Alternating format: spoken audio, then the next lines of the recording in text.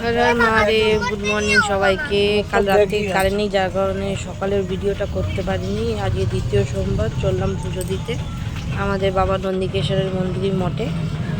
প্রাকৃতিক সৌন্দর্যগুলো কি সুন্দর! এটা জানছি হচ্ছে উত্তরভাগের রাস্তাটা দিয়ে, ভেতর দিয়ে যাতে শর্টকাট হয়। তার মধ্যে তো ছেলে তো বিশাল খুশি এরকম প্রাকৃতিক দৃশ্য দেখে, বলছে ওমা পুকুরে নামবো, ওমা এই তো। তারপর যেতে যেতে আরো খুব সুন্দর জায়গা পড়লো ভিডিও করতে। কাঠের পোল, খালের ওপর দিয়ে কাঠের পোল, সেটার ওপর দিয়ে ভয় ভয় যাচ্ছি। মোটা মানুষ তো ভয় লাগে। তারপরেও গাড়িটা আস্তে আস্তে ঠিক দাদা নিয়ে চলে গেল, নিয়ে গিয়ে ওপারে উঠলো। ওদের এক্সপিরিয়েন্স আছে, এটাই হচ্ছে মেন কথা। তারপর ওখান থেকে আর বেশি টাইম লাগেনি, ঢুকে গেছি প্রায় এরিয়াটায়। তাও ভয় লাগছিল। গাড়িটা চলে যাচ্ছে।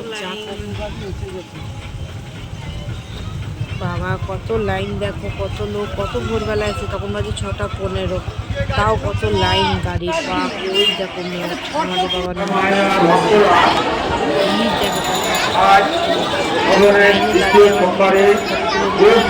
থেকে অনেক কষ্ট করে, অনেক সময় নষ্ট করে, অনেক খরচা করে, খরচা করে এখানে বাবাকে পুজো দিতে এসছেন, বাবার অভিষেক করতে এসছেন, বাবাকে স্নান করাতে এসছেন।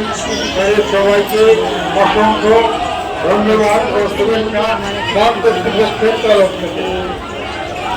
আমাদের কাছে আপনাদের শিবলিঙ্গটা দেখাতে পাচ্ছি যে এপারে রয়েছে, ধরে যা করে ওই দেখো ভেতরে কত ভিড়, দেখো ওই ভেতরটা ঘুরতে পরোটাটা গেছে। বাড়ি আছে, চলে গেলাম একটু পরোটার দোকানে। পরোটা খেতে হবে, যেহেতু নিরামিষ খাই, তার জন্য পরোটার দোকান থেকে 500 পরোটা নিয়ে নিলাম। রাহু তো অনেকটা খেতে হবে। শুধু পরোটাটা নিয়ে ছেলে কটা ফটো তুললাম, ব্যাস। তারপরে বাড়ির দিকে রওনা হলাম। সবাইকে টাটা, হর হর মহাদেব। কেমন লেগেছে সবাই জানিও। এইভাবে গেছিলাম আমি পুজো দিতে। লোকটা কেমন বলো?